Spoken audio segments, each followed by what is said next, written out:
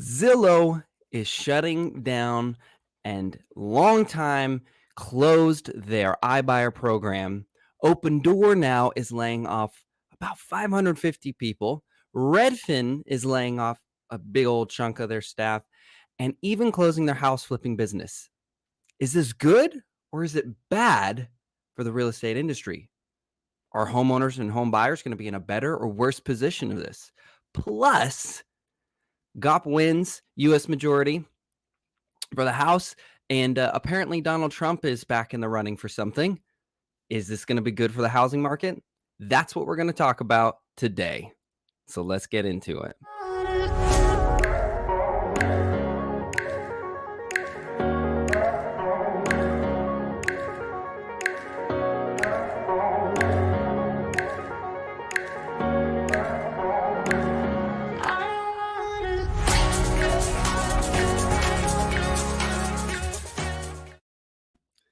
Good morning, everyone. Happy Friday. Man, do we have some headlines today to the people already tuning in.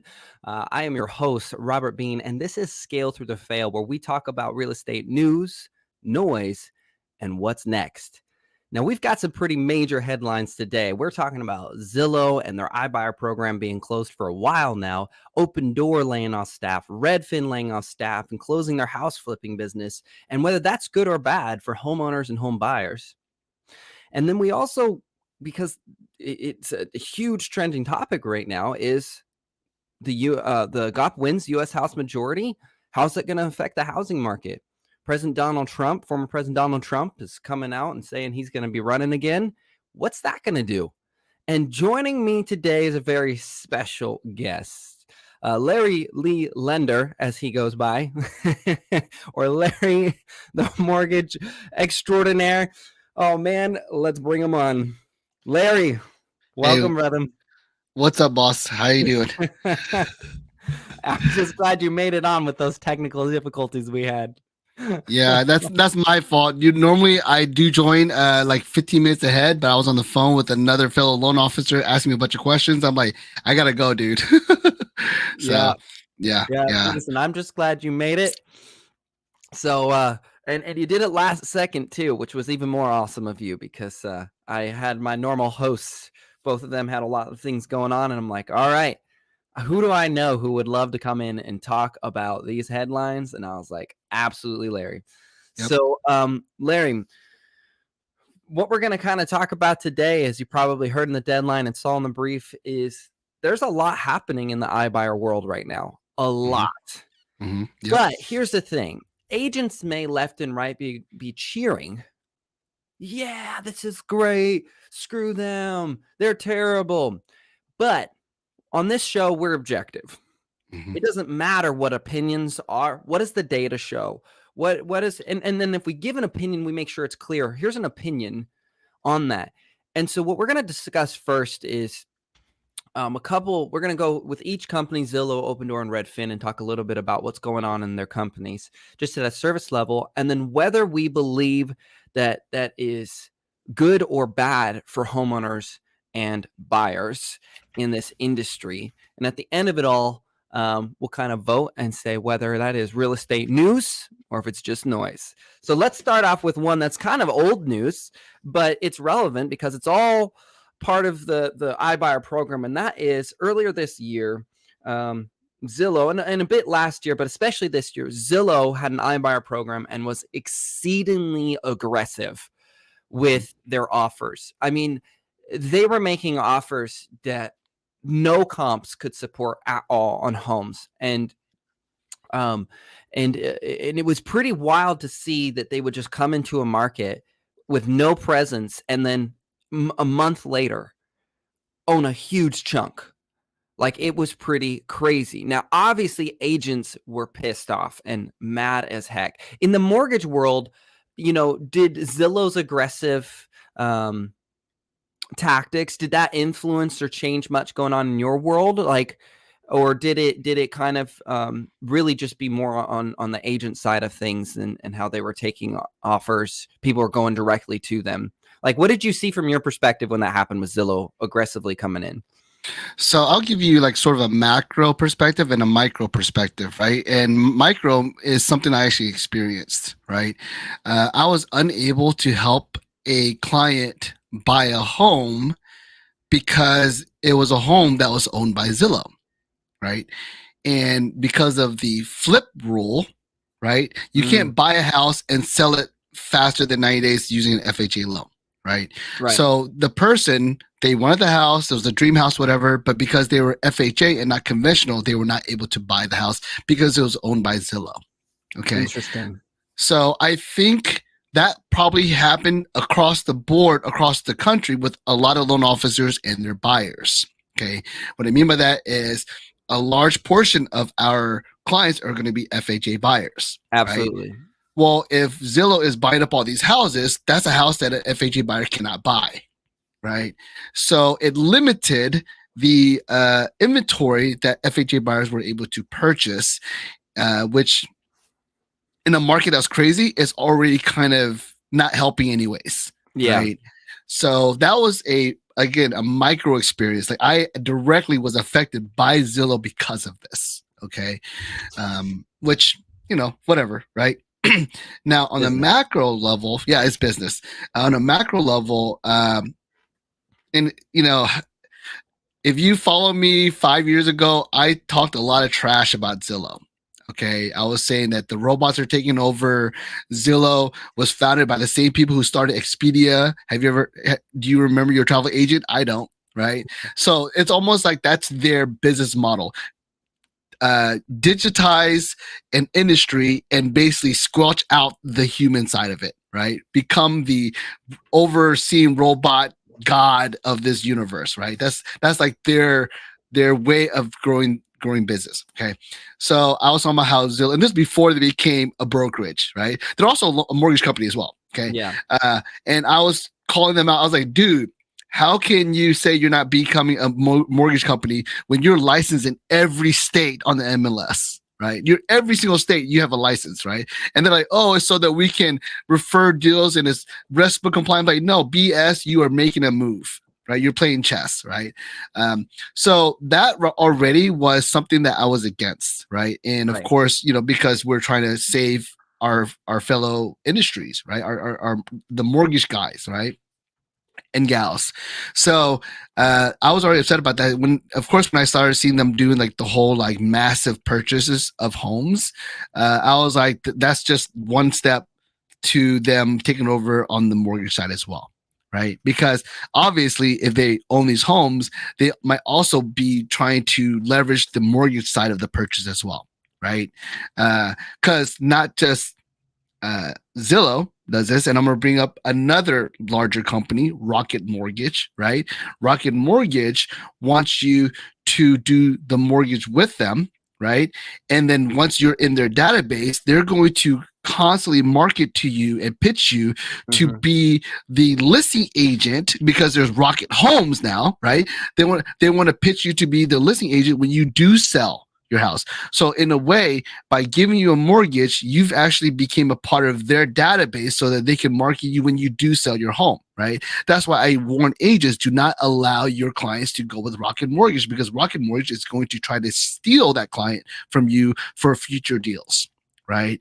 So I saw the same sort of approach or same sort of strategy with Zillow. Why are they buying up all these houses? Well, now that not only do they own the actual real estate, they have the ability to kind of wedge themselves in on the market side, on the mortgage side as well. So let me reel in that a little bit. So what you're saying kind of here is that aggressiveness, while it may not have directly taken a job from you, it did take an opportunity away from a lot of people. We see in the comments, Jason Thomas already says, he said, right there, that hurt me a ton as a realtor as well. So many clients FHA approved couldn't look at the home for that reason, and it's Mhm, frustrating. It almost mhm. seems really weird that a company that says they're focused on home buyers and sellers would alienate such a huge majority I mean, FH loan, if I recall right, is the number one loan. At least it was for a period of time that the average homeowner used, or It a probably is. variation of FHA loan, because there's so many layers that it's like, oh, this is an FHA loan. It just has a layer on top of it, but it's still at a core an FHA loan. Like, it seems weird. Why would you alienate a huge group? And Zillow has always been very confusing to me. Their model's always been very odd to me. I get why they're doing it. I'm not a Zillow hater. I'm a Zillow awareness of business model. But one thing I was going to share, my phone's blocking my own camera, but let me see if I'm going to try my new buttons. Let's see if this works. Oh, I tapped the share screen button and it came up. I didn't have to click it. This is awesome. All right. So one thing I found interesting was Zillow generated 16.9 million leads for agents in 1 year. And this is the same company that was limiting opportunities for agents. So essentially what I see here is that Zillow was generating leads for agents and giving them leads that couldn't buy Zillow houses. Now, I'm not judging Zillow. What I'm saying is that it's not hard to figure out whether a lot of people use an FHA loan or not. That is not a hard thing to come by. You can do a couple Googling, go ask a knowledgeable lender, right? And you can figure that out. Okay.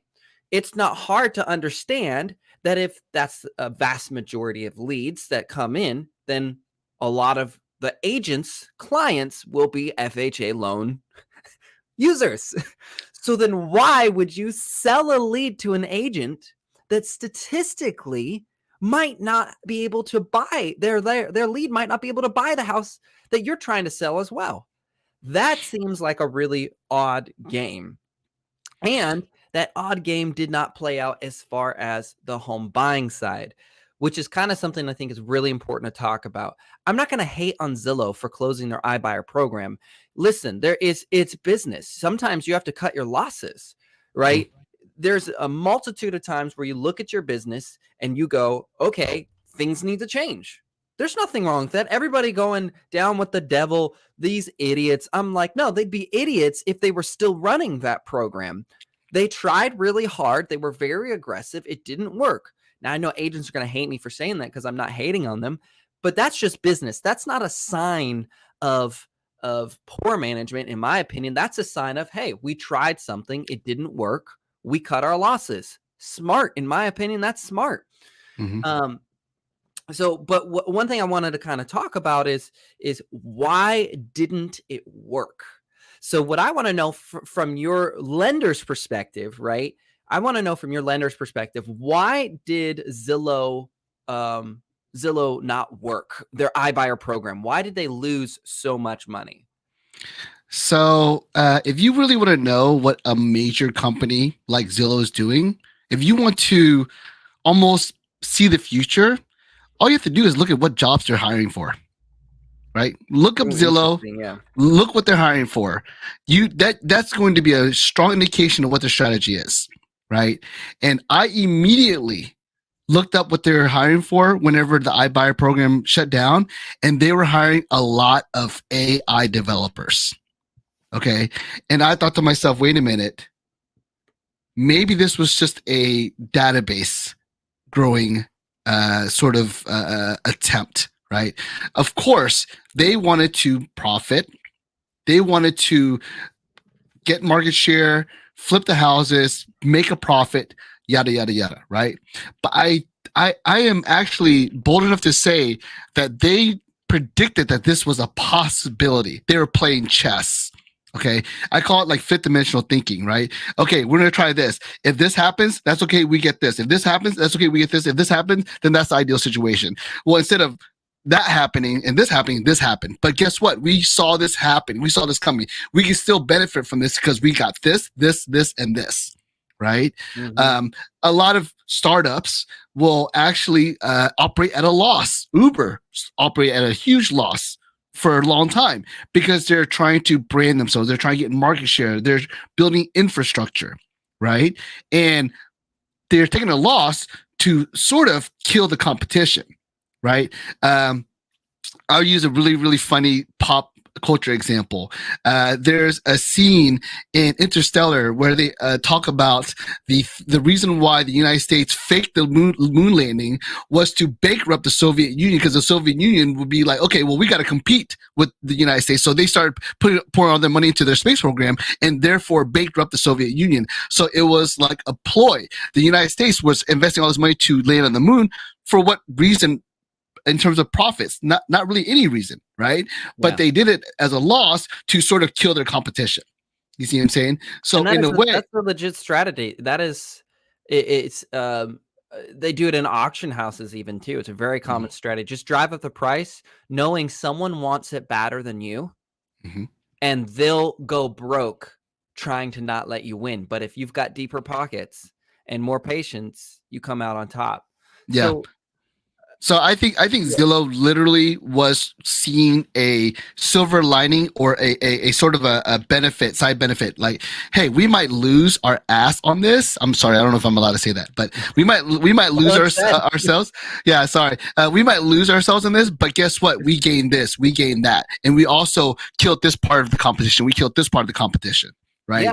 So again, if you want to know what a large company is doing, just look up what they're hiring for, and that will be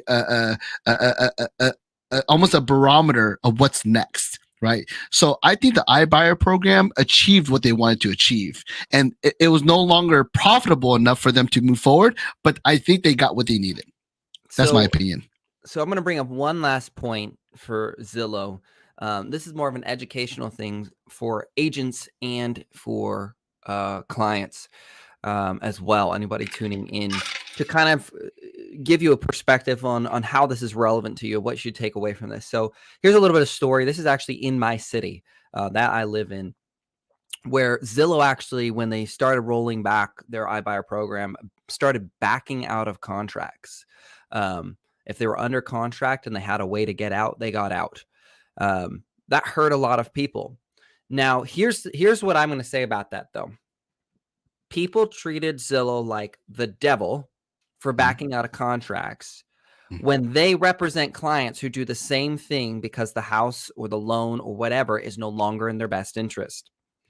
As agents, I believe, and loan officers, right? I believe we're meant to be objective, give honest, factual data to people.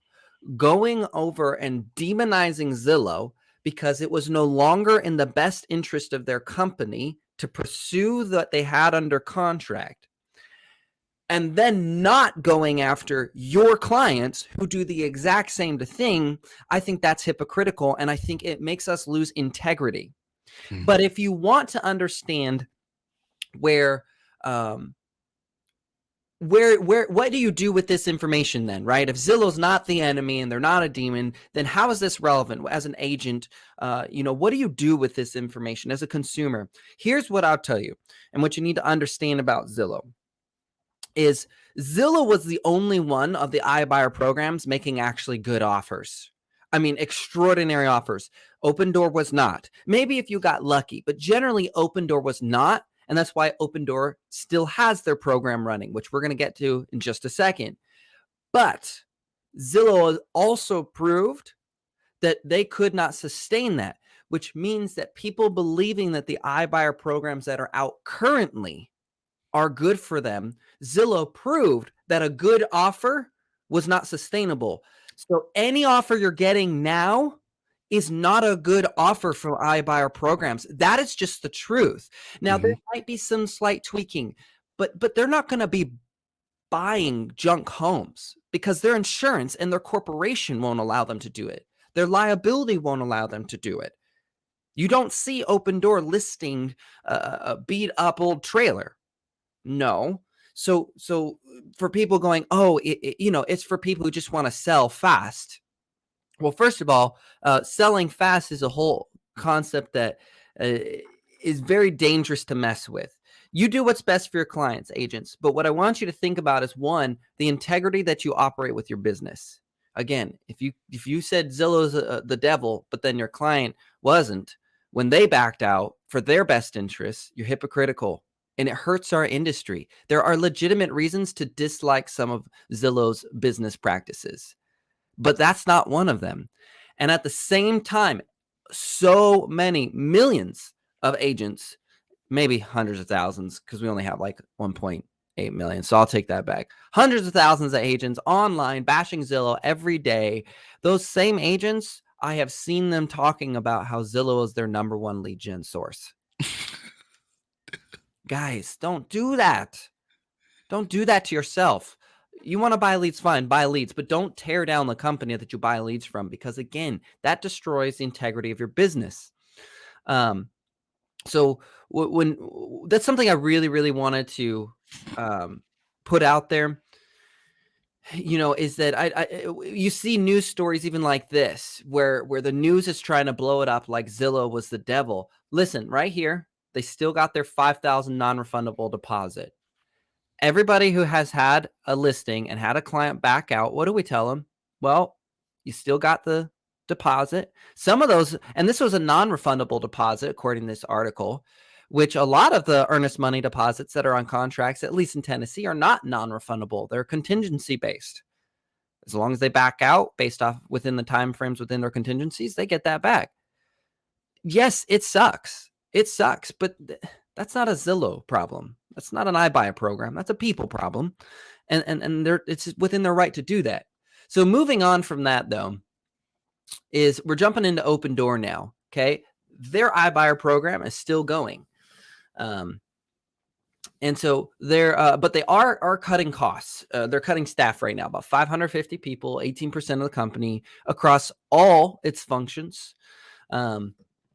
So when I saw this, it only took seconds for Facebook to blow up, and somewhat Twitter, but Twitter's blowing up for a whole different reason. But it only took seconds to see hundreds of agents across the world, or at least the US, saying Open Door's going out of business, blah, blah, blah, blah, blah, blah, blah. Here's the reality. Amazon just cut some of their staff. Do you think Amazon's going out of business? We had a really weird past few years. We didn't know what to expect. And we saw a huge boom. And now we had Jerome Powell, ahead of the Fed, do some really drastic interest rate hikes, which changed everything.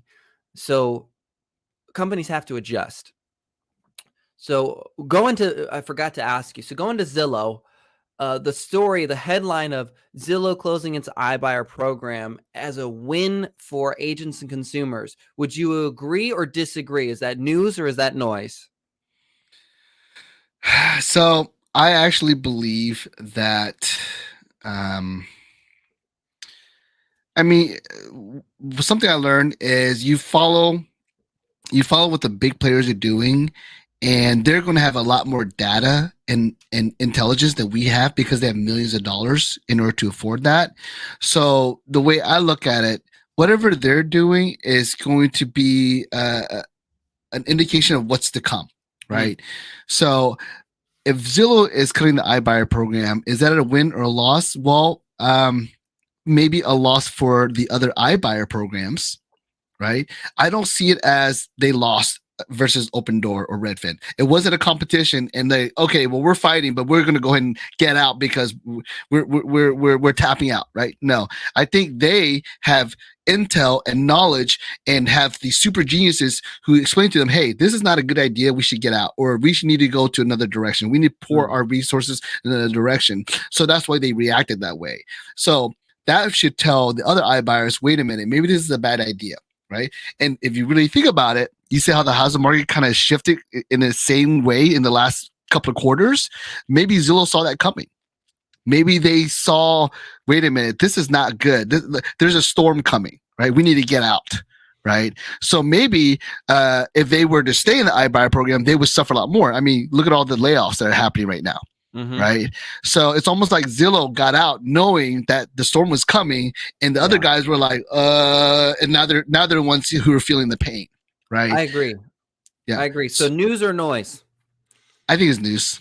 I think it's news too. I think in the proper context, this is an educational moment for agents and clients. They Yep. need to understand how these processes and companies actually work. They also need to understand that they're not the devil. They're just a company trying to make money, Mhm. right? And you don't have to use them, and you don't have to sell to them. You don't have to buy their leads. You don't have to do those things. A couple comments from Twitch. Thanks for watching from Twitch. From first to last, from last to first, from first to last. I'm thinking my old emo screamo band days, man. Said Zillow was the AOL of the home buying giants. I'm guessing you mean kind of the first of the first, in which I would agree. I mean, I think what Zillow did, sure, there was a bunch of smaller companies that would go out, and actually, you got big companies like Wedgwood that would go out. But Zillow made it mainstream. Zillow made it to where the consumer knew the name. Nobody knew who Wedgwood was, even though Wedgwood was doing 250 home flips a month. You wouldn't know that. Zillow, you knew their name. You knew that they're doing. They also went on to say like how Amazon cut 10,000 people, they're primarily from their tech sector, and that it wasn't directly correlated to a specific, or I mean, across the board, it was very specific. And that's always an important point. Like even Open Door saying it's across the company. Companies have to pivot and grow. So again, what do you take away from this? If you're an agent or a consumer listening in right now of Open Door cutting their costs right now, what I'm going to say is they got to make the money up somewhere. Sure, they're going to start with staff, but I guarantee you that 18% is not enough. It's not enough for them. It's never enough. It's never enough. At any company, it will never be enough to just cut a little bit. That is a never-ending cycle. And if you look at the history of like a lot of big companies, once they start the layoffs, they kind of have a trickle effect unless there's a huge turn in their business or the economy or both. So as a consumer and an agent, what should you be wary of with Open Door coming in, aside from the usual really crummy contracts? And I am bold in saying that, but they're terrible contracts. Hidden fees, misleading, and honestly, I don't know how it's legal, but misleading. You don't pay the commission with an agent with us, and then you find out they're charging you between 10 and 20% on the back end, and you're paying more. So on the setting all that side, surface level, what does this mean for the industry? I think what this means is that we're going to see a slowdown in what Open Door is going to be doing, because they just cut 18% of their staff. I think they're going to be more reserved in how they're making offers. I think they're going to be what I think might happen if they need the money is I actually think you might be able to get some deals from Open Door, though. I think that with cutting 18% of their staff, what I think they're trying to do is make a runway for themselves so that they don't lose as much money on the homes that they own. But I think there might be some deals to be made from Open Door listings. I'd be very curious to see anybody out there. If you are submitting offers with Open Door, how's that process going? Is it slow? Are they responsive? Are they willing to negotiate a bit versus immediately saying you can't have an inspection and stuff like that? So, Larry, what do you think this layoff with Open Door means for the industry? It's happening all over the place, not just with Open Door, right? Like mortgage companies are laying off people. I'm talking about underwriters, processors, right? Actually, some mortgage companies are just shutting down straight up, right? Yep. So I think it's an across the board reaction to just a slow market.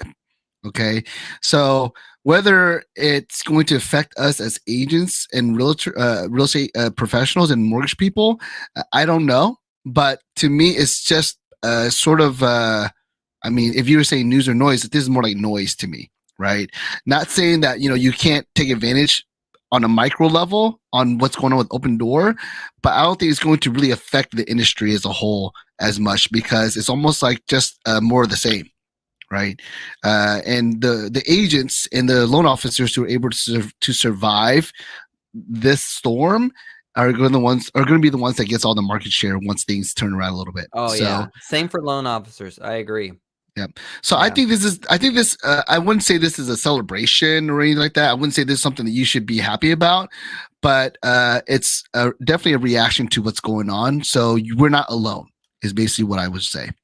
I agree. So news or noise? Yeah, I would say noise. Yeah, I agree. I don't think it's I think it's a very normal thing happening, and I think all the agents that are praising it, I'm gonna be bold. We're very bold on this show. I'm gonna be bold, and I think they're just looking for an excuse, and they're giving themselves a big old dose of hopium, thinking that, oh, 18% cut at Open Door means their business is gonna go up 18%. It's not. Let me tell you, it's not. You will probably not see a shift in your business based off of what Open Door's doing by cutting their sales staff. You will see a shift by getting out there and getting to work.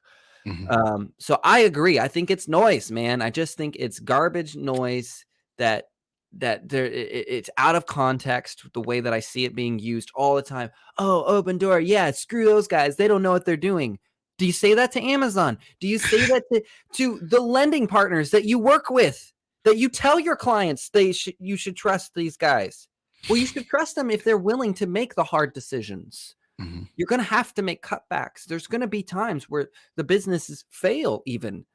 That doesn't necessarily mean that you are going to be directly benefit from someone else's failure. And I think that's a really negative way to view the business.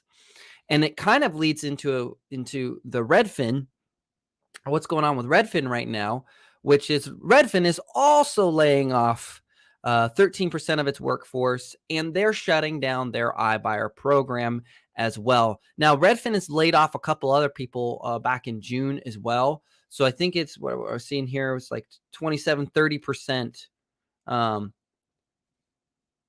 Yeah, so 20, 30%, right around there, 27%. There it is. That they laid off this year alone.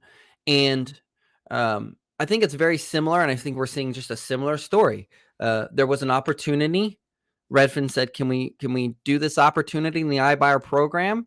And they tried to do it.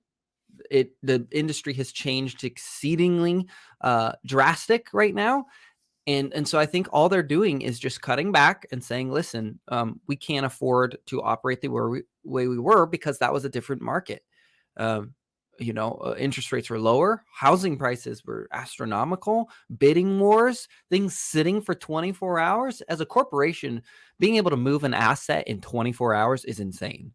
Like, Mhm. that's an unbelievable thing to do, and to make Yes. money from it, to be Yes. profitable from acquiring a property and then getting it under contract in less than a week, oftentimes in 20 to 48 hours. That's unbelievable. It's I mean, printing that's money. truly easy. It really was. And I think that's the mindset of easy money. And easy money does lead to losses. 9 times out of 10, anybody listening, this is not financial advice. Um, Easy money leads to easy money lost. Yep. It's a big old game that people play, and people don't play it well. Let me tell you. So, what do you think about this? As far as Redfin, do you kind of think it fits in with the rest of the news that we've been talking about? Yeah, I would say so. I mean, again, layoffs on a big picture level, the way I look at it is not that they're suffering and that's why they need to lay people off. I mean, that might be one of the reasons, but I think they also might have made too big of a bet, right? They hired too many people, right? Common. It's like one Yeah, of the biggest mistakes that companies make when times are yeah, good. yep. So it's not like, hey, our business is not doing what it's supposed to do. We just we just invested way too much in human resources. That's all we did, right? The business might be the same, but it didn't grow as fast as they were hoping, or they didn't slow down when they should have, right? So Right. now they're making up for it by cutting people off, right? So it's not always an indication that things are failing or things are going bad or they're going out of business. It's more like, hey, we just actually just sort of put too much energy here. We're just gonna take it back. We're gonna take the energy back, right, and put it Yep. someplace else. So, news or noise? I say it's noise. More noise, man. I think Mhm. the only thing that was news was Zillow, and I think it was because they were the first. And they Yes. exposed a problem that, Mhm. as real estate agents, we good ones, and loan officers, good ones, we could do the math and say, how are they doing this? It doesn't make sense.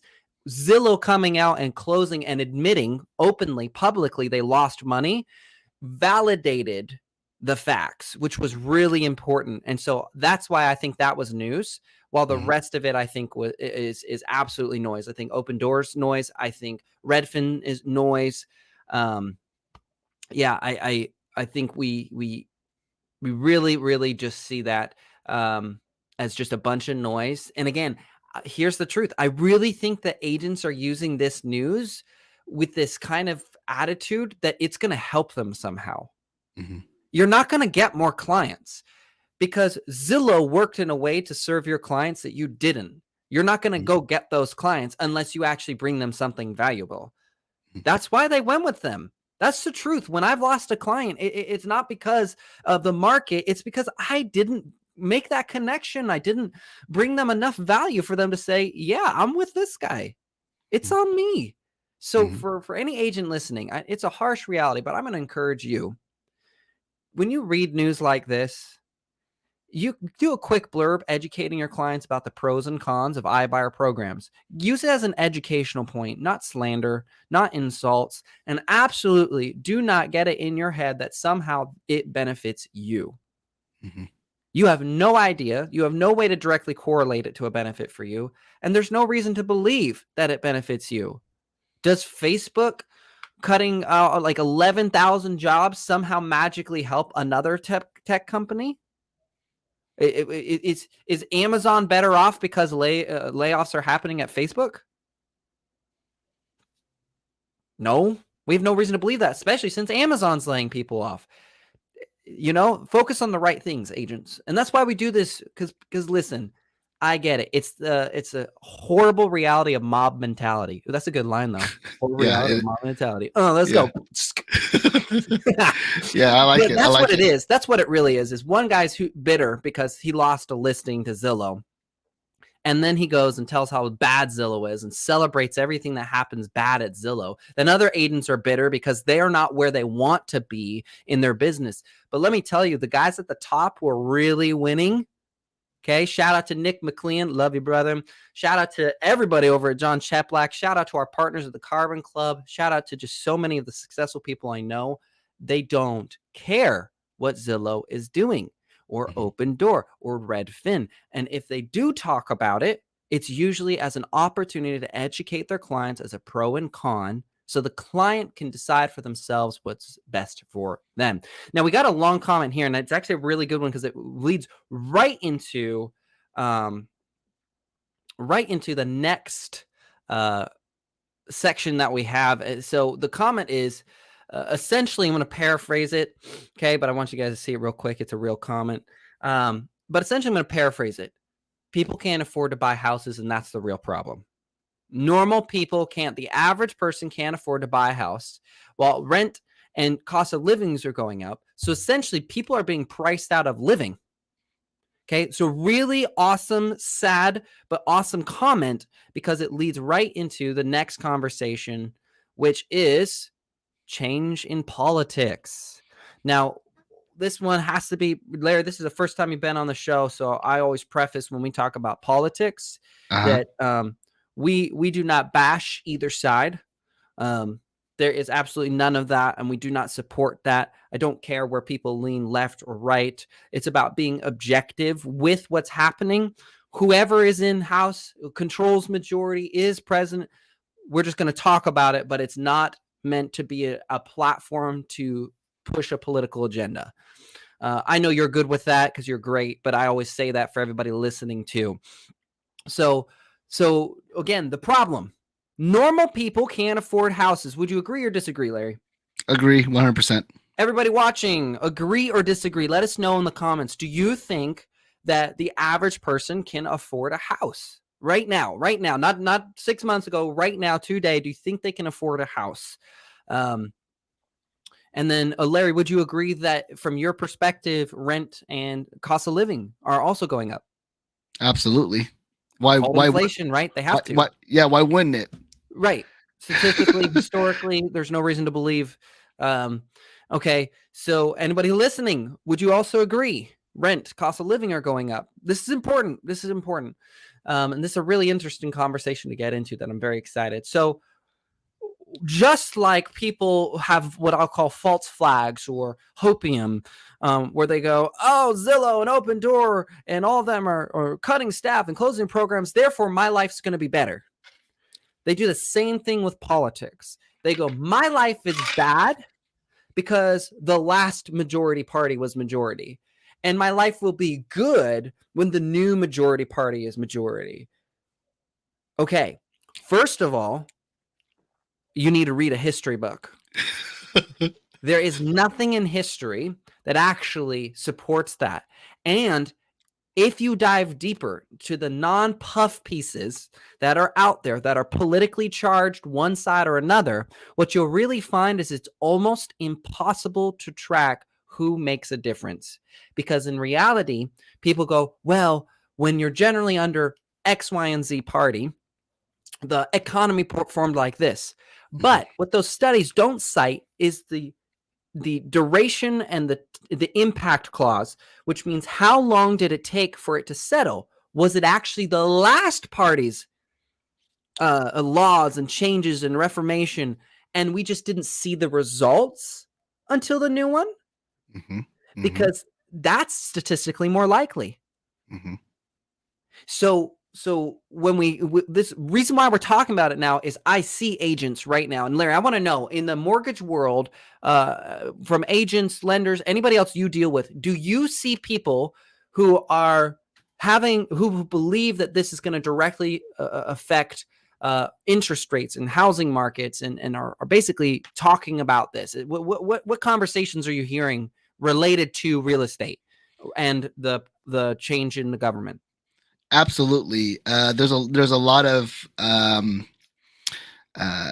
guess reactionary thinking, right? Like, we're in this situation because of this current administration, right? Period. That's what they're saying. Again, not to bash anyone or say anything about anybody, but there's a lot of like knee-jerk reactions to, wait a minute, this happened? That's because of what's going on right now. Right? When, just like you said, there's a chance that it might have been something that happened 6 months ago that's actually creating this, right? I mean, to think that the United States economy and the world economy is affected by one day of change is kind of it's that like the hopium thing, right? What's the opposite of hopium? I don't know, but it's the negativism, right? Where, oh, because of this guy, because of this is happening, right? I wish that's how the world works, because if that's how the world works, we could probably fix a lot of problems real quickly if that's how it worked, right? We could change presidents on a daily basis if that's how the world worked, right? But unfortunately, I don't think it does. So my perspective is it does affect things because of perception, right? Like placebo. Yes. It's that's how the stock market works, right? The stock market is all based on reaction, based on rumors and what people think is going to be good and what's going to be not. Based on a tweet from Elon Musk that crashes or boosts shares. Yes, 100%. So perception affects a lot. So there's something to be said about who's in control, right? And how people react to it. Right? There's something to be said about that. But that's really hard to measure and gauge and track, right? It's really hard to nail down. This is because of this, people are going to believe this, and because of that, that's what's going to result, right? So placebo. Yeah. So I love this. I'm not going to ask you the question yet because it's going to be partied with what we brought up right here. I'm seeing people post about former President Trump coming back, and obviously he's a very extreme person and he creates extreme reactions. One side says he's our savior, he's back, he's going to rescue us from damnation, and then another side goes, the devil has returned, we're all going to hell. Okay, so it's super polarizing. Yes. The reason why I wanted to bring this up is, one, placebo. I'm so glad you actually brought it up. I love that you did. Here's the reality.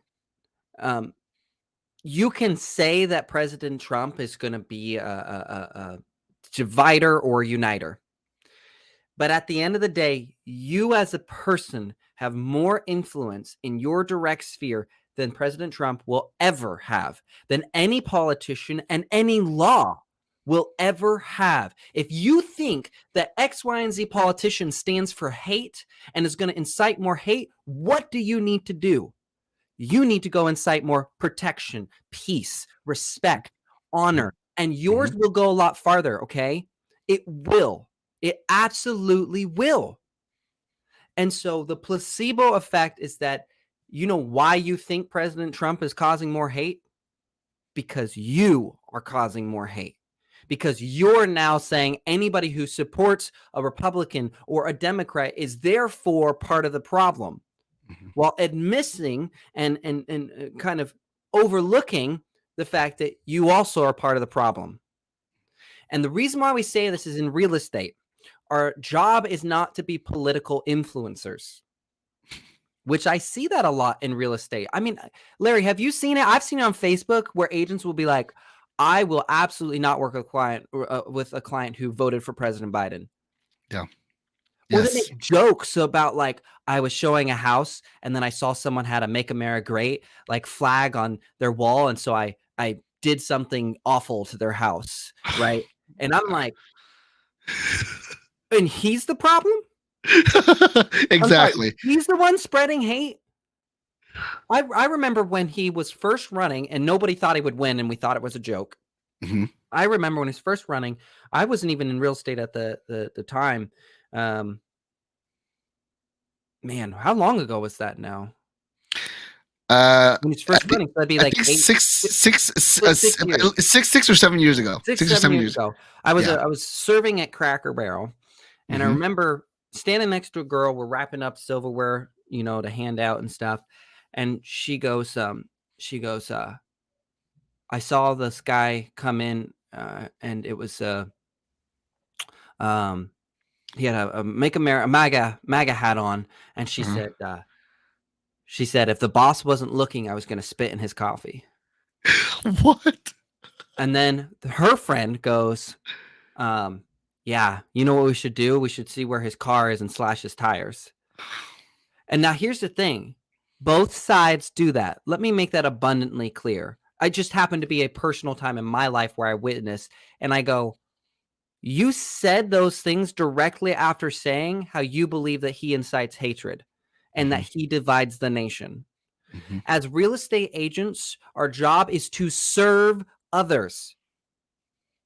Serve others. Not you are and we can change people's trajectory. And so if you're worried about the housing market and you're worried about how voting works, do you know the best way to influence that? Go be a great agent who actually improves people's lives, builds a relationship with them, and has organic, meaningful influence. And you will see a change. You will see a change. Those same people who get mad at the Bible thumpers, right? You're going to hell. You need to go to church, right? And that never worked. And Jesus never said to do that. And that was not his style at all. Those are the same people who go, oh, you voted for X, Y, and Z. You're going to hell and you're the problem. And I'm like, what are you doing, guys? The reason why I brought this up is because people believe that the politics are going to save them. We went over this actually last week with Walter, where we talked about the fact that if you look at the history of Jerome Powell, or who is the head of the Federal Reserve, they're almost agnostic, because the current Jerome Powell was appointed by President Trump, but he was reinstated by Biden. Well, great. Which side is he on? Right. And that's the point, right? It's like, it doesn't matter. He's just going to do what he's going to do. And you as agents need to do. So, Larry, I know I did most of the talking this time, but how do you feel about agents and loan officers, right, intertwining their politics into their business? So I don't know if you're looking at the comments, but from last to first has made a couple of them, but he says something that he or she says something that I'm always thinking, right? Despite the person, in the end, it isn't all money green, right? And I really believe in that. Okay, my personal politics, my personal views never gets introduced to the table, ever. Right now, if someone is talking about politics and whatever, and I want to maintain the relationship, I'll have a conversation with them about it. Right, I'm not going to fight them about it. Right, because there's no benefit to that. I actually might agree. If I do agree, I'm not going to lie to them. But if I do agree, then I agree. But if I don't agree, there's no reason for my opinion to matter. I mean, again, we're serving, right? Just because someone says something that I don't believe in does not mean that my ego is valuable enough to be presented to this person. You see what I'm saying? Because we're serving, right? Yeah. We're serving. So what I feel, what I think doesn't matter. Okay, so that's how I have the same philosophy. Now there is something to be said about being the champion, right? I am your Republican realtor. I am your Democratic mortgage person, right? Down with all the Republicans. So you lose half your audience, but the audience who is on the same side as you is going to love you. I'm using Larry because he voted for Trump. That's why I'm using Larry, right? Yep. And there's something to be said for the marketing purposes. But right, let's be know honest. your niche. Yeah, but let's be honest here, Robert. You're not really caring about the politics. You're just trying to target a certain market, right? I'm a make America great guy because I know Republicans have money, right? That's the real reason why, right? And who cares? Politics. You choose your sides based on whatever you personally see important or deem important enough to make that decision, right? So whatever your personal motivations are, fine. But from my perspective, it doesn't have a place in our business, right? Our business is non-emotional, is non-personal, is non-philosophical. It's about serving, right? Now, if a client is looking for a personal connection, a personal relationship with someone that needs to be the same religion, same political affiliation, then you might not be the right person for them, and that's okay. And you'll probably run into issues. Right? 100%. Probably 100%. going to run into issues. They're going to say something, do something, think a certain way. Now that's not to say always, but if they're extreme, yes, right, you're going to yes, have an extreme situation come up. 100%. They're a potential headache, and you're just going to have more headaches if you stick with them. Right? They're going to be combative with you. They're going to philosophically, they're not going to be as easy to work with. Right? Like, know, and trust. So like is part of it. Right? So I think it's okay. News or noise? What do you think, Larry? Noise, man. I think it's all noise. I think it's pretty much noise too. But I think it leads into news, which is a bonus topic. You guys still a little more time? Yeah, of course. Wait. We're going to go a little bit, but it's because first to last, thanks so much from last to first. Jeez, I cannot get that. Thanks very much for your questions. You've been super active today. I think one of the best ones you brought up that I want us to dive into, and I'm glad we can, is affordability and what to do about it. Now, this is going to be something that's going to be many conversations many times over. So we're just going to touch upon it today. So millennials and Gen Zs, they want to buy homes, but they can't. I would argue that is absolutely true. And I think it's going to be harder as time goes on, at least for a while. I think it's going to get harder, specifically because Jerome Powell said, we're not curbing inflation at the rate we need to. I'm going to continue to give you rate hikes. Like, that's just the truth. Why would you think then that would make home buying easier? So the reason why I wanted to bring this up was, one, I saw that question, but it also, this is where politics can make a difference. And here's what I'm going to say again is do the math. I'm not telling you which way to vote. I want you to do the math and do the research and the data of what policies increase inflation or not. Because if you're worried about affordability, then anytime the government does any more spending, your affordability goes down. That's the truth. So you have to decide whether what you want from the government is worth an increase of price or not. You decide. I don't care, okay? That's your business. You decide for yourself. But if you're saying that you want the government to provide X, Y, and Z for everyone, because that's usually how it has to work, it's got to be inclusive of everyone, right? you can't have that and then also have inflation low enough to where prices don't need to jump up to staggering heights. Now, there's other details in there and mixes, but I was thinking, Larry, that we could briefly touch on maybe some scenarios or examples of how someone who might be struggling with their current income to afford a home, maybe some options or ideas around ways that they can kind of approach it, what to do, how to make the most of the situation. No hopium, no false, misleading information. Truly, like, hey, here's some ways to look at this and to approach this. So, does that make sense, Larry? What I'm saying? Yes, All right. 100%. So, what are some things that you're thinking about as far as affordability with housing and what someone can do with that right now? So a lot of my clients who are struggling in the past quarter or so, the interest rates is what affected their ability to buy, right? The change from 3%, 4% up to like 5 is 6 or 7%, right? That effectively like knocked them out, right? Like, and there's a little bit of personal preferences as well. Like, well, if I can only afford $150,000, there's nothing out there that can buy for $150,000. That's not true. It's just that they're picky, right? They're like they want to live in a certain neighborhood or whatever. So it's not that there's nothing out there. It's just it's not their dream house, right? Um, so buying power is definitely squelched because of interest rates. So my first piece of advice is to figure out how to get your credit scores and your debts paid off, right? And your credit scores increased because that can be a game changer in terms of interest rates. Okay. If you're going FHA with a 580 credit score, your interest rate is going to be a lot different than if you're going conventional with 800 credit score. There's a big difference there. Okay. So I'm not saying that you need to go from 580 to 800, but you can certainly increase your score so you be in the 600s or 700s and therefore enjoy a better interest rate. Right. Yep. And if you're already parked, when I say parked, I'm saying like you're in a rental, not in a home, right? You're not able to buy yet. If you're already parked, well, focus your energy on trying to lower your debts, try to increase your scores, because if you lower your debts, your scores are going to go up anyways, right? And position yourself to be in a better interest rate situation when you do apply when your lease is up. Okay, so that's something you could work on right now. If you're parked, okay, interest rates are greatly affected by your level of debts and your credit scores. So work on that. Okay, and you might actually be able to afford a little bit I love more that you whenever bring you that apply up. it. That's something that when I'm teaching agents all the time who send leads to lenders, and I go, okay, what is the lender actively doing to improve their situation?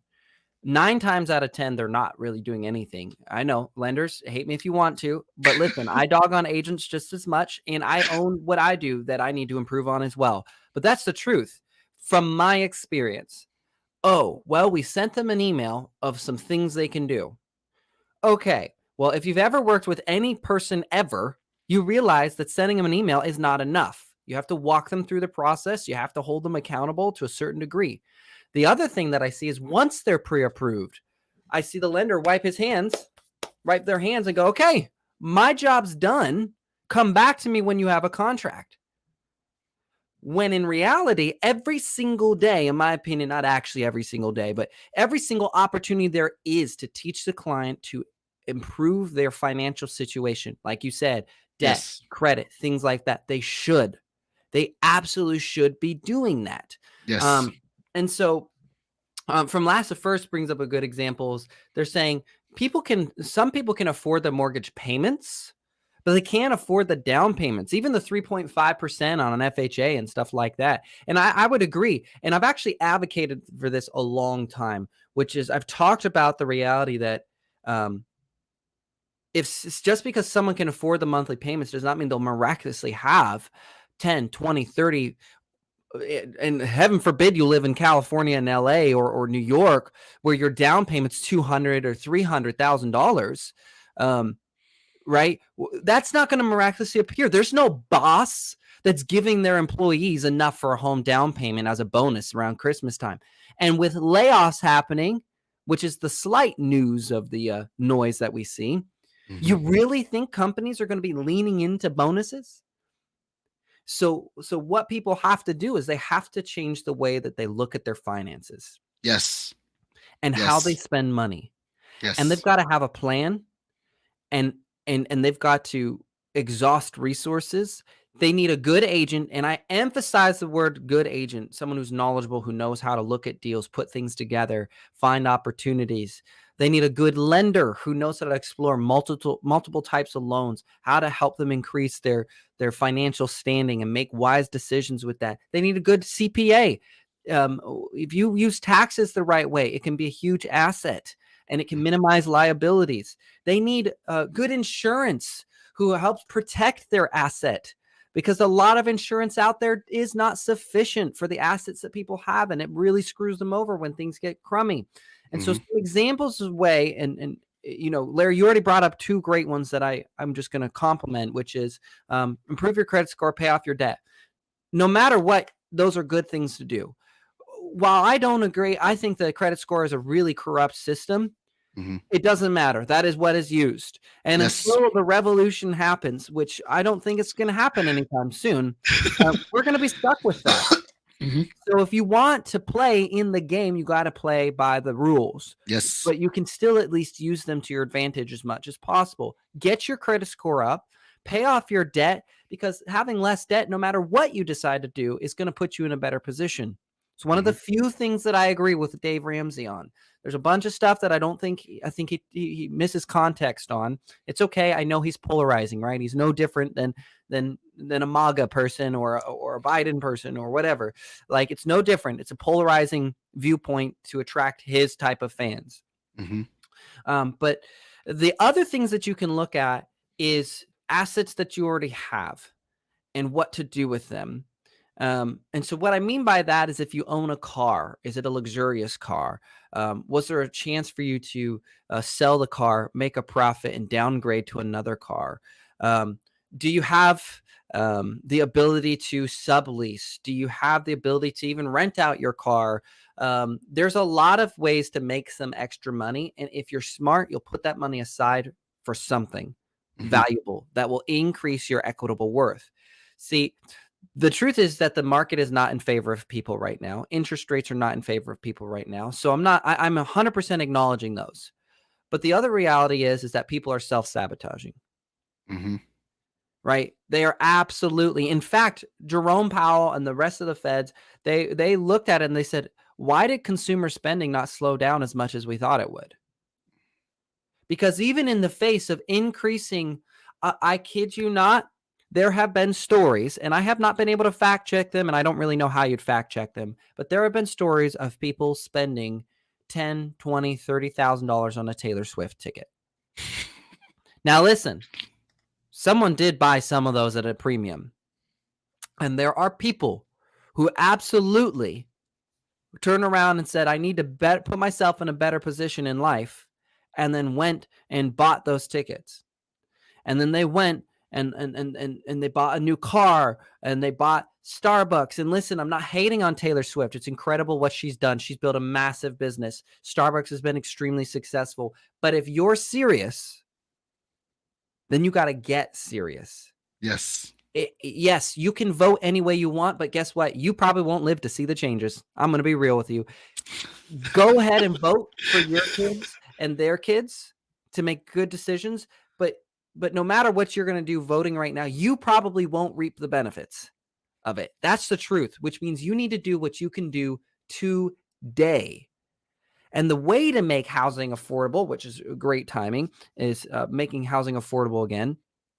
A lot of that comes from the fact is that you don't really want the government dictating affordability, because the government has no idea what's affordable, how to keep it affordable, how to keep it safe. Okay. Um, there's a lot of factors in there, but when you turn around and you make deals with builders, especially small builders that are out there trying to actually help people, right? There's another thing you can look at is maybe you can't afford to build a house yet, but maybe you can turn around and own a piece of land. Maybe you do the unthinkable and you live in a trailer. Guess what? That trailer can still appreciate. It can still be a valuable asset, and that trailer will probably cost you less than rent. Now, for those in metro cities, right, super densely populated, it's going to be a little bit harder. It's going to be a lot on you to figure out how to play within the rules. Because even if everybody focused their attention on making housing affordable right now, again, we're not going to see the results anytime soon. Even if everybody was in unison, the systemic changes that would have to happen are going to take a long time. The way that real estate has been done has barely changed. People go, oh, well, all the new regulations. Well, guess what? Like, we add new regulations and laws all the time, but the way that it operates is still old and slow. It really is. It's old and it's slow, and it's not in favor of the person purchasing. Which, let me tell you, if you're not the one writing the contract, it'll never be in your favor. So that's all contracts. If you're not the one writing it, it's not going to be in your favor, and you need to accept that.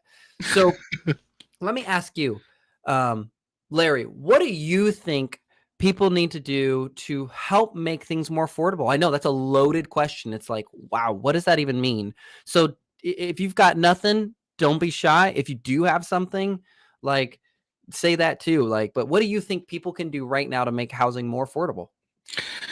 So, as you can imagine, I see a lot of people's credit reports, and I know what a lot of people are spending money on. I look at their bank statements. I know what they're paying for, right?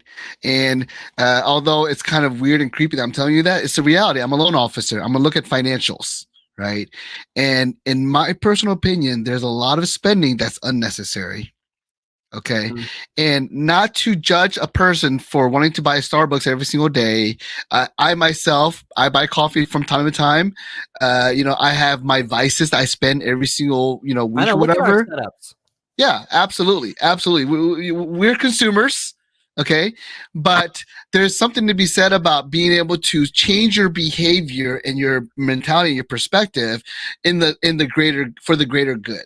Right. If you really think about it, there's a meme that I posted back in the days. You buying that $1,000 iPhone, that's like a certain percentage of a down payment you could have had for your house. Right. Yeah, that was very popular for a little bit. Yeah, it's a funny meme, but it's true. Okay, because let's say you have 5 family members, that's 5 iPhones. That's a down payment, right? I mean, if you really think about it, right, that's a down payment. So the advice that Robert gave about maybe buying a trailer home, it's actually really good advice. Okay, because it's going to be less than paying rent for sure. You own that piece of land, the land value is going to go up anyways, right? And then whenever you are in a better position, you can build on that land. Right. So there's things about sort of brick by brick building your financial strength. Right. A lot of people want instant gratification. I want the dream house right now. Right. And I want it in this neighborhood right now. But I also want my Starbucks. What's that other meme? If you have a landlord and a Land Rover, you need to change your priorities. Right. Mm. A landlord and a Land Rover does not mix. Right. You should have a landlord and a Honda Civic. Then you're living the way you're supposed to be living. Okay. So there's something to be said about adjusting your behavior and your perspective. Like I said, not to judge anyone, but I've seen lots of credit reports, lots of bank statements, and there's a lot of unnecessary spending. And right. if they There's a lot of people that say it's not affordable, I can't afford it, and then you find out that they're spending an extra $10,000-$20,000 on luxuries every year. Absolutely, and absolutely. You're like, are you sure you can't afford it? And here's the thing: a lot of people just don't know. They don't realize the impact of all the compounding of all these small spending habits and just how significant they are. That's why I keep a meticulous spreadsheet of expenses that updates on average spending year to date, even as we go. From last to first, so you can buy a 2010-ish Land Rover for under $7,000 nowadays. That's true. Right. And if you're the person that wants a Land Rover and you're renting, that's fine. But I'm talking about the people that are buying a 2022, 2023 Land Rover right now and they're renting. That's who I'm talking about. I'm talking about people buying the new iPhones. Listen, I understand that Apple wants to remain the wealthiest country, basically a country, am I right? Yeah, you're right. In the world. I understand that their valuations in the trillions, and that's really important to them. But how important is it to you that they maintain their capital stature and you don't? That's so funny. Because the reality is that you want to get creative. All right, start when you're renting places. Start looking at making deals with your roommates to double up. right? Let's say you have 3 bedrooms in an apartment. I'm using an example I had, and you all need money, which trust me, if they have you as a roommate, they probably need money too. Okay. Yeah. Then here's what you do. You share a room. Oh my gosh. I know. Gross, right? Well, nobody's going to come and save you. I'm going to tell you that right now. Nobody is going to come and save you. Even if the government says they're going to do it or someone else is going to do it, they're not. They're not going to do it. So you either need to suck it up and just do the best that you can with what you've got, which you can do this, guys. You can do this, right? Start building relationships with people who have money. One of the ways that I started acquiring investment properties with $0 to my name was I found the deals. I learned to find the deals. And then I went, Larry, here's a deal. I know you're an investor. I know you're looking for this. Here's what I want in exchange. I don't want you to give me $1,000. I want you to give me 5% equity. That's what I want. Well, listen, they want the deal. And as long as they're profitable, they will probably give you the equity in the home. And in fact, that's cheaper for them in the short term, which will allow them to have more capital available to go get more properties and increase their assets in value. That's one way. So doubling up, going and finding a deal. Like there are so many people who are investors right now, right? Syndication is another way to do it. I'm going to be real with you, not financial advice, just an opinion. I wouldn't get into stocks or crypto if you don't have the money to lose. There's a lot of people hurting because they played around with that. I would go and be doing things that you control more, things that you have more control of. Look at anything that you have that you can sublet. I mean, you're renting somewhere, right?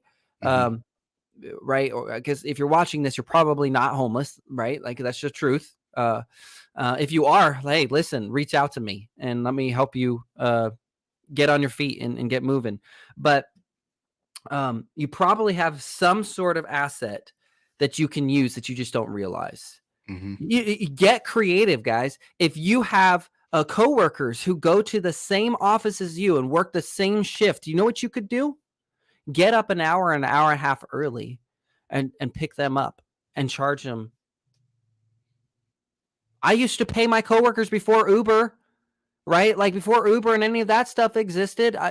Hey, just give me some gas money, right? They always give you more than gas money, by the way. It does not cost $10 for you to drive a couple miles down the road. Right. The same for what you own, man. Just make it slim. Take the bachelor approach where there's just a mattress in the bedroom on the floor, man. It sounds terrible. I know it's not a great life. I'm going to not lie to you. It's uncomfortable. So let's see. From last first says, getting back to house stuff. Rob, yes, you can call me Rob. That's fine. You've got some points. People need to drop more money in their 401ks and possibly IRAs if they have one. So here's the thing. And again, we're not trying to get into financial advice. There's a lot of people who lost money in 401ks as well. They're losing money now, and they lost money in the crash. What happens is, and this is why I encourage people to have investments they can control more, is that 401ks are a big belief in a system that doesn't work. 401ks are trusting people who don't care about other people to do well with your investment because it is an investment. So while I believe, yes, 401ks can be a great asset, IRAs can be a great, Roth IRAs can be a great asset, you can't control them. They're extremely strict. And when crap hits the fan, you're screwed. I mean, that's just the truth. Because if crap hits the fan, you're already too late. They're going to have 5 days that they're going to make you pending. So you can't pull any money out. And when you do pull money out, you know what the government's going to say. Pay up. Pay up. So while I agree, 401ks, Roth IRAs, all that can be great assets, they are not ones you can control. And a very blind trust. That's why I'm listing things that you can control. And I guarantee if you be smart, listen, I scan receipts still to earn points to get an Amazon gift card. I use a cash app, or not cash app, a fuel app when I'm traveling to see who has the cheapest gas, and you can send a referral there. Now, people laugh at me and they go, Robert, that's so silly. You make good money. Why would you do that? In the last 7 years of doing little things like that don't take a ton of time and are very simple, I have probably made $2,000 or $3,000 from those things, right? I have an insurance company that pays me in Amazon gift cards for driving safely. I want them to do that so I can take that money and offset my bills, right? Because I'm going to buy things from Amazon anyway, utilities and things like that.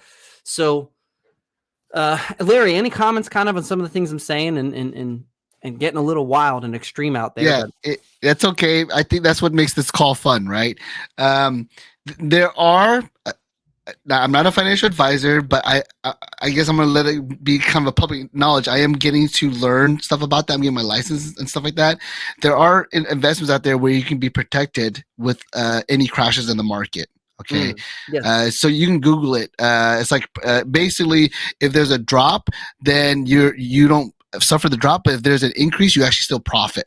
Okay, there are products out there. Right, Okay? right. They have a baseline that says Yes. Your portfolio won't drop past a certain point. You won't lose a certain amount. Yes. So do your research is what he's saying. Yes, right? do your research. Google it. See what's out there, and get with the right people. Yes. So from last to first, he did talk about like the government or builders building more affordable housing. I do think that yes, there needs to be an adjustment on the providers, right? The people who own houses, the people who own land, the people who build houses, people who regulate the housing industry. They do need to take action to help us. But that's something, again, we cannot control, right? We were just kind of subject to whatever happens at that point, right? So this call is about what you can do yourself. Okay, what you can do to sort of position yourself so that no matter what's going on, you have more options, right? More opportunities, right? And the advice that we're given earlier, of course, we're talking about saving money, kind of digging through the dirt to find the treasure, right? Mm-hmm. So it's okay to have a roommate. It's okay to trim down your expenses, live a minimalistic lifestyle, things like that, right?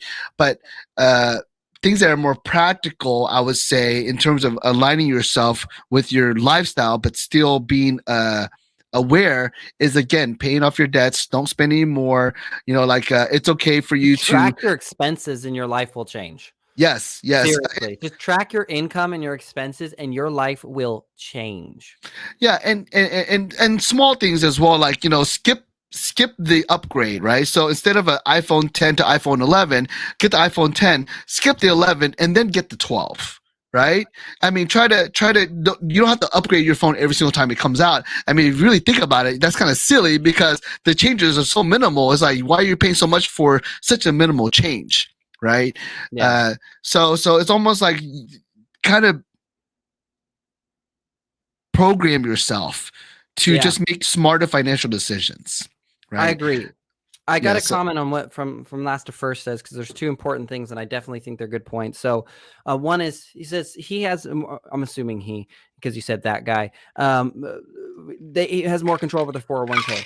I am for 401ks. I'm for diversification, Roth IRAs, a multitude of investments. All I'm saying is that if you want to afford a house sooner than later, it's not going to be through a 401k. But if you can turn around, this is a cool strategy that you can use. Go look at your expenses, cut out your luxuries. Let's say you spend $50 to $100 a month on Starbucks. Okay. Here's what you do. You go and say, I'm cutting out that entirely. And you take that $100 a month that you just saved and say, that will now go every month to my 401k. And you start building up that 401k. You didn't increase your income. You just reallocated your expenses to something else. Mm-hmm. So I'm with you on that. I support that. Now, the next comment, which I think is a great one, and I'm going to make sure it's very clear where I stand on this personally. Prices of everything are skyrocketing. Wages are stagnant. Like, I get what you're saying, Robert, but that's not the problem. You're right. That's not the problem. The problem was that for the last 100, 200 years, people have been voting for things that make their lives more comfortable But math doesn't lie. And comfort provided by the government is overinflated, overpriced, and does not work. Now, I'm not saying for or against government. I'm not going to do that conversation. I'm just saying look at the facts and the math. Any changes we make in policies today, we will not see the benefits, which means if you want to own a house in the next 2 to 3 years and you think the government's going to help you do that, they're not. They just can't. Even if they pass a law, it's just not going to get through. So that's what I'm saying. And that's why I wanted to focus on that today. But if you want to talk long term, absolutely. We talked about it in the previous slide, which was go make a difference in your community. You believe that that the government should be doing certain things, then you've got to influence the people that vote for the people who make those decisions. But that is going to take an absurd amount of time that most of us, myself included, will often not be willing to do. I'm not a grassroots guy. I'm not. I'm just being honest with you. I will not go knock on the doors of my neighbors and say, here, did you hear about this policy? I'm not that guy. And most of us are not. We would rather sit and watch Netflix. That's the truth. But the reality is that inaction means that someone else who does take action, their voice is going to be the vote that's heard. Their senator is the one that gets majority control and wins on the ballot. So what I'm saying is that unless you want to become that person, which most of us don't, that's the truth. I even expose myself. I'm not that guy. Okay. I will never be that guy standing on the side with a booth that, represents a party. I'm not. And I'm a guy who believes that one day I'll run to be a senator. I do believe that I'll do that, but I'm not the guy who's going to stand on the side of the street. That's not me. And that's not the way that I want to do what I do when communicating with others. So, that's funny. Someone spent $100 a month on Starbucks. They need to invest a $20 coffee maker and a $10 big bag of coffee. Listen, that's actually true. Like, you don't have to cut out all your luxuries. You can just minimize them, right? You can just change the way you do it. Well, and like I said, I mean, this is a kind of a blanket statement because, again, I see a lot of credit reports. I see a lot of bank statements. I have an idea of what people are spending money on in general. Like, I have firsthand experience looking at the data, right? And not to be judgmental, but people spend a lot of money on stuff they don't need. Okay. And I'm talking about clients. I'm talking about my clients. I see what they're spending on. Right. And I thought to myself, if they didn't do this, they would be able to afford another $10,000, $20,000 on a house. So instead of buying a $200,000 house, they'd be buying a $240,000 house. Right. So that makes a difference. Right. Because some of these spending is not just on the bank statements, it's a liability. Like, instead of driving a Honda Civic, they're driving a Mercedes Benz, right? Yeah. And that's like twice the payment or 3 times the payment of a Honda Civic. Well, if they didn't have the Mercedes Benz and they had a Honda Civic, they could probably afford another $100,000. So instead of a $200,000 house, they could have bought a $300,000 house, right? So it's just, that's what I'm saying is, like, adjust your lifestyle a little bit if you want to be in a bigger house. That's math. Exactly. And that's what we're talking about is yes, go vote, go follow your conscience, go make a national impact. Absolutely. But if you want to address the problems now, you probably have 100 different ways in your life today that in the next month will change your life and you will see results. Yes. And that's what I'm trying to say is that absolutely things need to change systemically. But if anybody has learned anything from history, systemic changes do not happen overnight, and they generally do not happen over the course of 4 years. It usually takes 8 to 10 years. And to be honest, I think the way that the politics are going, I think it's going to be taking longer and harder to get changes going through because now people don't even talk about laws anymore. They don't. They talk about the politician and they just fight. Yes. If this is Edward and Jacob in freaking Twilight fighting over the girl while, like, everybody else in the movie's dying. right? And so like that's what we're seeing is like these fanboy services on both sides. But listen, from last to first, my father's house burned down. Okay. I lived in the ghetto. I got jumped all the time because I was white. I was the only kid that was white in that neighborhood. I was engaged to a woman who one day cleaned out my entire bank account and took everything and said, get out. So just so you know, like there are people who've had it worse than me, but I have a pretty good grasp on what it means to be absolutely truly poor. Not poor in the sense of, oh, I have the second latest iPhone and I only have Netflix. I don't have Hulu, Netflix, and Disney Plus and all of those.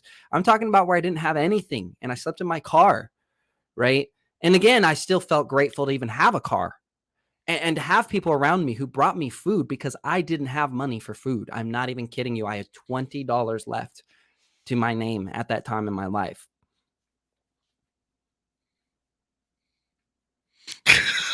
He says, "Are you my twin?" Right. So what do you do for those people, right?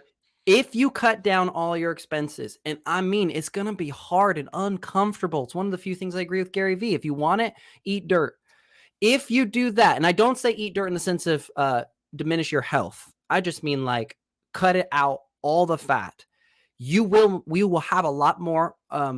You'll look more favorable on paper because you'll have less debt. Your credit scores will go up. You'll have more money available to do other things. And then you just get to work and you make a deal happen.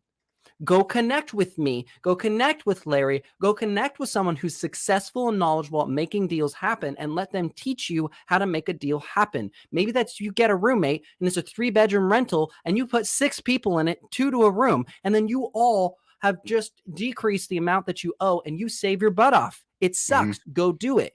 Because nobody's going to come save you. And that's what I'm trying to emphasize enough. Nobody's going to come save you. So it sucks and it's terrible. But you can do something. It sucks, but again, you can do something about it.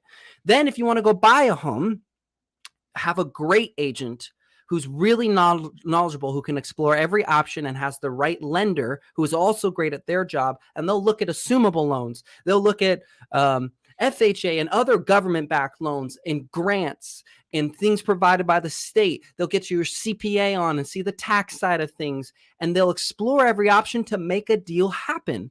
And if you can't make a deal happen, they'll expose the gap of what you need to make that deal happen. And then do you know what I do when I don't have the money? I go find someone who does and who wants to be a part of my deal. Yep.